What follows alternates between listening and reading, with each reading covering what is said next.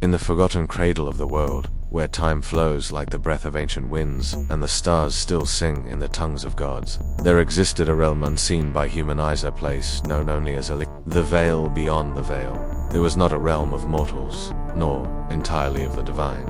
It was the sanctuary of beings birthed in the age before men, when the world was young and the earth trembled under the weight of creation itself. There, among obsidian peaks and golden forests, lived the sacred beasts, creatures of such magnificence and dread that even the gods bowed in reverence. They were not simply animals, nor deities in disguise, but the breath of balance itself, molded into flesh and bone. Each beast embodied an ancient force, a pillar of the world's soul, and chief among them was Aegaron, the flame worm, the first light of the forge. Aegaron's body stretched like a living river of fire, his scales glistening with the glow of molten gold, his wings vast enough to shroud the sky. They said his birth split the firmament, and from his roar, the first volcano rose. He guarded the ember heart, a core of pure flame nestled deep beneath the surface of Illyrian. Without it, the sun would flicker and die. Yet, Aegaron was not feared, he was revered, for though his power could melt kingdoms, he ruled not with cruelty, but with purpose. He was the guardian of judgment, the flame that burns, not in anger, but in truth. But Illyrian was not ruled by fire alone. In the northern seas of ice and silver, where silence swallowed time, there swam Myrilis, the seraph whale. Her song echoed through dimensions, and the stars dimmed in quiet awe each time she passed. She held dominion over memory. Every drop of the ocean held a story, and she, the keeper of all, to look into her eye was to drown in the history of the world, to relive lives not your own. Her skin shimmered with constellations, and her fins carved the tides as if sculpting time itself. The ancients whispered that when the world forgot its own name, Myrilis would sing it once more. These were only two among the seven sacred beasts, each a vessel of primal essence. They did not speak in words, but in storms, in dreams, in omen. The third was Volker, the hollow stag, born of sorrow and dusk. He roamed the twilight woods, his antlers like trees woven from bone and crystal. They said he could see the sins of men, and wherever he walked, the land wept. The hollow stag bore no hatred, but in his eyes flickered every war, every betrayal, every unshed tear. His hooves left no tracks, but those who followed them found only truths they could not unsee. Together, the sacred seven kept the balance of existence. Not rulers, not saviors, sentinels, but harmony is a fragile thing. From the edges of the world, beyond the reach of light and thought, something stirred. Not a beast, not a god, something older. Forgotten not by time, but by will. A darkness not of shadow, but of It had no name, for to name it was to give it power. Yet in whispers, the ancients called it the Unmaker was not born, it was left behind, when the first cosmos failed. It fed not on light, but on memory, on meaning. And it hated the sacred beasts with a hunger that no world could satisfy. It sought the ember heart, not to claim it, but to snuff it out. It wished to erase, not conquer. The first to sense its coming was Aegaron, for in the flames of the ember heart he saw a flicker dim and ember smothered. He took wing, burning the skies in his wake, and warned the others. Myrilis wept a wave so large it drowned islands. Volker stopped walking, and the trees around him withered in mourning. But the beasts were not warriors, they were balance, and to fight the Unmaker was to become like it, to fall into the trap of destruction. Then came the day the stars fell. A rain of black fire descended on Illyrian, and with it, the sky tore open like parchment in a storm. From the rift, the Unmaker spilled forth not as a form, but as a silence. Trees turned to dust, rivers forgot how to flow, mountains crumbled without sound. Even the gods turned their gaze away. The beasts had no choice, and so they gathered. On the last mountain standing, the spire of Elande formed the circle of flame. See and root Aegaron, Myrilis, and the others Zephyrian, the winged wolf of the tempest skies. Lythra, the bloomed serpent of verdant depths. Nera, the eyeless owl of the eternal gaze. And Tharnak, the iron behemoth of the undersoil. Each carried within them a fragment of the world's sigil, an ancient mark of binding that could seal away the Unmaker, not destroy it, for such a thing could never die. But to forge the sigil anew required sacrifice, a pact older than memory, a cost greater than power. The world watched, holding its breath as the seven prepared to make war not for glory, but for silence. And so the first war of endings began. The sky had bled for 3 days. On the spire of Olin, where the sacred seven last stood united, the wind howled not from the storm but from grief. The Unmaker had no army, no legions of steel or fang. Its weapon was erasure. With each breath it took, memory unraveled, form decayed, and time cracked like old stone. Entire valleys ceased to exist, not destroyed, but forgotten by reality itself. And still, the beasts stood. Aegaron led the charge, wings ablaze, eyes glowing with the wrath of forged suns. He hurled himself into the heart of the void. The impact was like a dying star screaming against the dark. Flame met unbeing, and for a moment, light held, but only for a moment. The fire warp, it flickered with hesitation, curling inwards like smoke, unsure of its shape. The Unmaker fed uncertainty, and Aegaron's purpose be almighty was chipped away, moment by moment. From above, Zephyrian descended, the winged wolf, whose howl summoned his fur was woven from storm clouds, his claws forged by thunder. As he dove, lightning spiraled around him, the sky itself bending to his will. Strike not with fear, he had once told the stars, but with memory of who we are. And so he struck not with rage, but with the remembrance of every storm the world had ever known. The Unmaker reeled, and for the first time, but the cost was swift. Zephyrian's right wing dissolved, mid-flight. Not burned, not broken, gone forgotten by existence. He fell into the valley below, leaving behind only silence where his howl once echoed.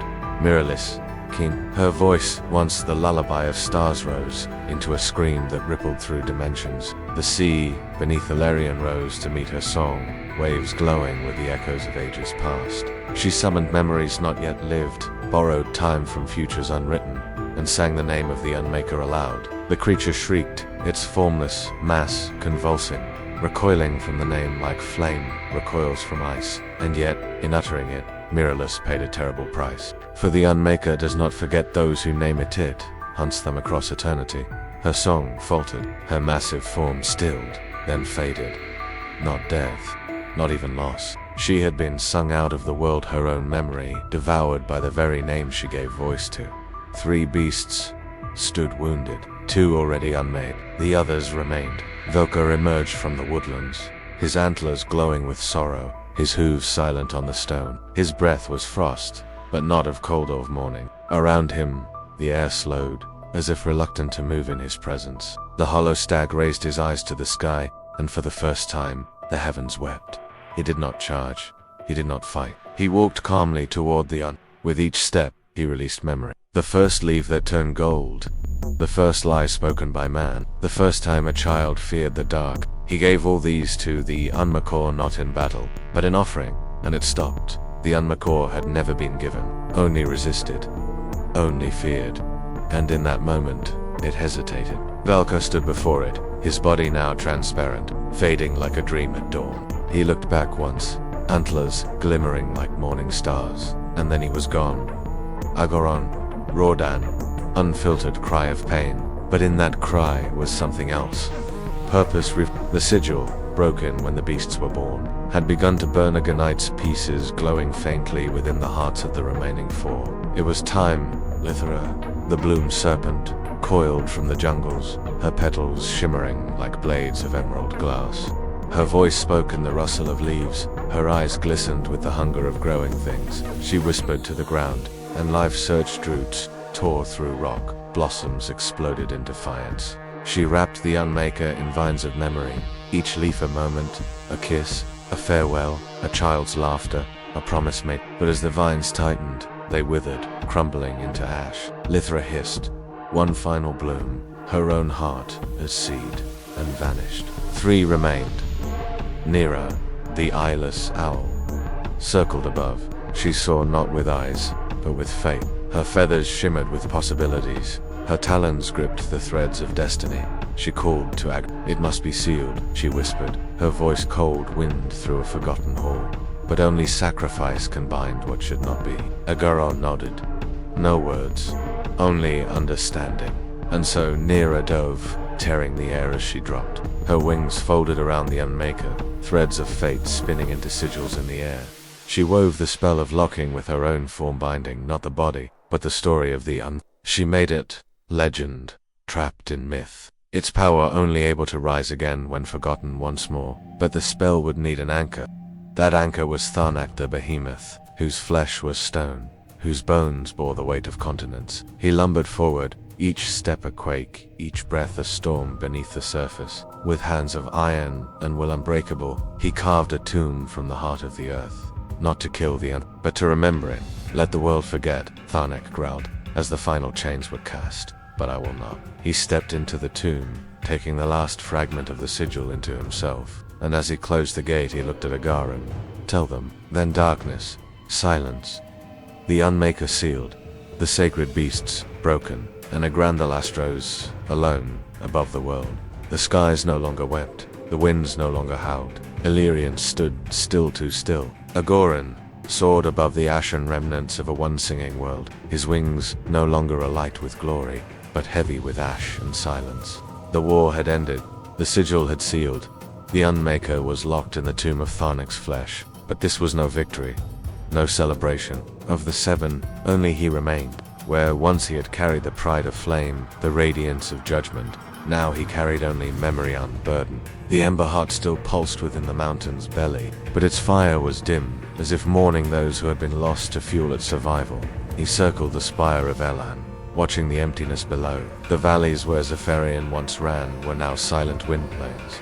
The rivers that Myrillus sang into being had gone still, their surfaces smooth as glass, reflecting only the hollow sky. The woods of Velka no longer whispered, Lithrus jungles did not bloom, near us stars did not shine, and beneath it all, the tremble of Tharnak's breath could barely be felt. Yet Aegaron flew, because he had been told to tell them. He descended from the heavens for the first time since the ceiling and walked among mortals. But time had changed them. They no longer remembered the sacred beasts, no longer offered fruit to Lithrus altars, nor sang to Myrillus before sailing. Even the name Aegaron was a whisper of something once feared in fire and now dismissed as legend. Only one old man remembered. He lived in a cracked tower on the edge of the scorched waste, eyes clouded with blindness, hands marked with ink and time. When Aegaron came to him not in beastly form, but in a shape of shadow and ember, the man did not flinch. I knew you'd come, the man said, his voice brittle but firm. They all think it was just fire from the sky, a story. But I remember. Aegaron bent low, eyes glowing not with wrath, but with a sorrow so ancient it could hollow mountain. And he spoke, not with voice, but with presence. He showed the man the war, the beasts, the sacrifice, and the tomb. Tears spilled from the scribe's eyes. Then, the world is living on borrowed breath. Aegaron did not answer. He simply placed his claw vast, molten, yet gentle upon the old man's chest. Right, the presence said. For 7 days and nights, he etched the tale onto stone and skin, bark and bone. He carved the names of the sacred seven into He stitched their forms into tapestries woven with memory. He burned their faces into the stars themselves. The world would forget again. It always did. But not entirely. This was Aegaron's vow. Years passed. The old man died. The tower crumbled. But the stories remained. Hidden in songs, in lullabies, in the patterns of storm clouds, in the strange warmth, in jungle winds. A child would whisper of a golden serpent blooming in her dream. A sailor would swear the ocean once hummed with the voice of a whale. And when fires burned too hot, someone would speak of the flame worm who'd judged with light. The sacred beasts became legend, and Aegaron faded from sight. But he did not sleep. He watched from the calderas of dying mountains. He listened through the hiss of lava flows and the groan of the earth. For deep within the tomb of Tharnak, once, then again, then silence. Not a warning, a heartbeat. The Unmaker was not gone. It could not be destroyed, only locked in slumber, like a wolf behind a thin wall of ice. The seal held, but every generation forgot more. Worship turned to myth, then to fiction, then to silence. And silence, Aegaron knew, was the Unmaker's breath. He returned to the Ember Heart, there, in the cathedral of flame beneath the world. He left vast wings, curled around the core of fire, body still as stone. But his mind did not rest. It wandered the dreams of children, planting seeds of memory. It whispered to the lost, those who stood on cliffs and questioned the stars. It placed stories in the mouths of madmen and poets. It turned memory into faith, faith into myth, myth into warning. He would not let them forget, because one day, the world would tremble again, and the beasts would not return. There would be no Zephyrian to ride the storm, no Valkyr to walk the woods of judgment, no Miralis to weep for Ty, no Lythra to bloom, no Nira to see, no Thurnak to shield, only man, and fire, and legend. Centuries passed, then millennia. Empires rose, burned, and turned to sand. Gods new and false were worshipped in temples built atop the bones of forgotten beasts. The world moved on, or so it believed. But beneath that illusion of peace, the heart of Tharnak still beat, just once every 1,000 years. And now, it beat twice. The seal was weakening. In the southern wastes, where glass plains stretched like the skin of some buried god, tremors began. But they were not of quakes or shifting earth. They were of memory returning to suddenly, too fiercely. A child born blind spoke the name of Nira. A storm rolled over a city and carved Zephyrians spiral into the clouds. Trees withered, and in the rot bloomed flowers no one had seen in 1,000 ages. The sacred beasts had not returned, but their shadows had. Aegaron awoke, not fully, not in flesh, but as fire rising from deep within the world's soul. He felt it, the Unmaker stirring. The tomb beneath Thornak's stone body beginning to whisper, not words, but for entire villages vanished from memory, then from maps, then from time. History twisted. Some people awoke without their names. Some no longer had fathers or mothers. They simply had always been alone. The signs were undeniable. And so, Aegaron emerged. For the first time in 10,000 years, the sky turned crimson as the flame worm broke through the surface, trailing fire like a comet across a terrified world. Cities trembled, satellites crashed, machines wept sparks, and in a voice that was not a sound, but a calling in every living thing's bones, he spoke. You have forgotten too much. Panic followed. Armies mobilized. Religions split. Scientists debated whether the anomaly was alien, divine, or delusion. None mattered. Aegaron did not come to fight. He came to choose. Because this time, the beasts would not rise. This time, the world must. 7 mortals. Across continents, dreams were sent. Into minds torn between wonder and madness. Between faith and fear. A lost monk in the Himalayan cliffs. A tattooed orphan wandering South American ruin. A soldier haunted by fire in the deserts of the East. A deaf poet who dreamt in the language of oceans. A hunter in Siberia who walked with wolves. A child born during a lightning strike. And a silent girl in a garden of dying flowers. Each heard a name, not their own. Each awoke with a marker fragment of the ancient sigil burnt not onto skin, but into soul. They did not know why they had been chosen, only that something in the world had shifted, and something deeper within them had answered. They began to see things others could not. Hear songs sung by stone, feel the sorrow of forests and the hum of storm clouds. The world called them mad, but they were not mad. They were remembering, and Aegaron watched. He did not guide, he did not teach.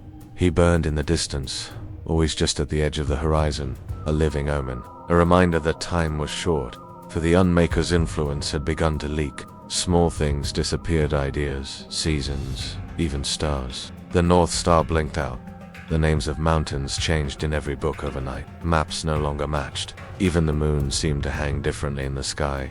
The tomb would not hold forever. The 7 mortals, each touched by the essence of a fallen beast, began to find one another, drawn not by fate, but by a forgotten bond, a memory of sacrifice, of balance. They gathered, confused, afraid, and yet connected. When they touched, sparks of the old world ignited. One wept and caused the rains to return to a dead valley. Another screamed and split the heavens with thunder. They remembered the beasts, though they'd never seen them. They remembered the war, though they'd never fought.